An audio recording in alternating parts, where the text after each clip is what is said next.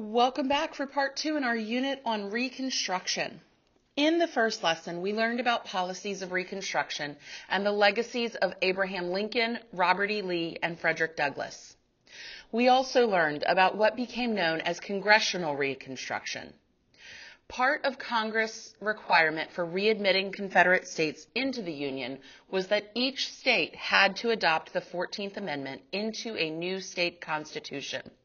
This was one of 3 Reconstruction amendments that we are going to explore today. Which brings us to our essential question. What are the Reconstruction amendments and how did they impact the lives of African Americans?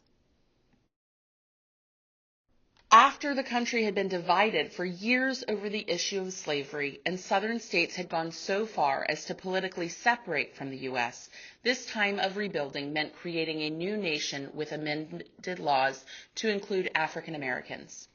For the first time in its history, the United States was attempting to lay a legal foundation for the equality of all Americans regardless of race. This was easier said than done, as Southern states would work to combat the intention of the laws while still technically adhering to them. Equality is something that our nation continues to work toward, and we will be able to see some parallels in this unit between what happened then and what is happening today.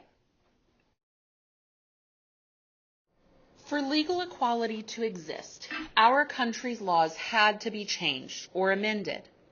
Luckily, our Constitution was set up with a process in place to do just that, because our founding fathers knew that society grows and the government must grow with it. Before the Civil War had even come to a close, Congress had already worked to pass the 13th Amendment through the Senate and then the House. This wasn't a terribly difficult task, though, given the Southern Democrats had seceded and were not represented at this time. In order for it to be ratified into the Constitution, 3/4 of the states had to adopt it into their state constitution first. This happened on December 6, 1865, mere months after the war ended. The amendment outlawed slavery in the United States and its territories, except in the instance of a felony. This amendment expanded the Emancipation Proclamation beyond the rebelling South. The next task was to improve the standing of Black people across the country. Radical Republicans wanted to see all people treated equally, and the first step was recognizing the formerly enslaved as citizens. On July 9, 1868, the 14th Amendment was ratified. This law granted citizenship to all persons born in the United States and guarantees equal protection under the law. Additionally, the formerly enslaved would no longer count as 3/5 of a person when determining population totals and representation in Congress.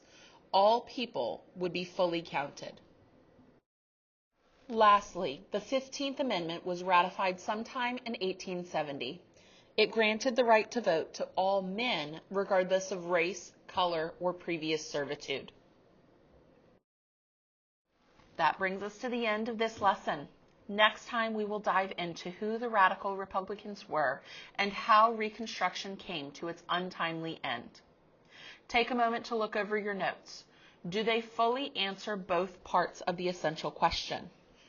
What were the policies of Reconstruction and how did they impact the South? Feel free to go back in the lesson to add anything you missed.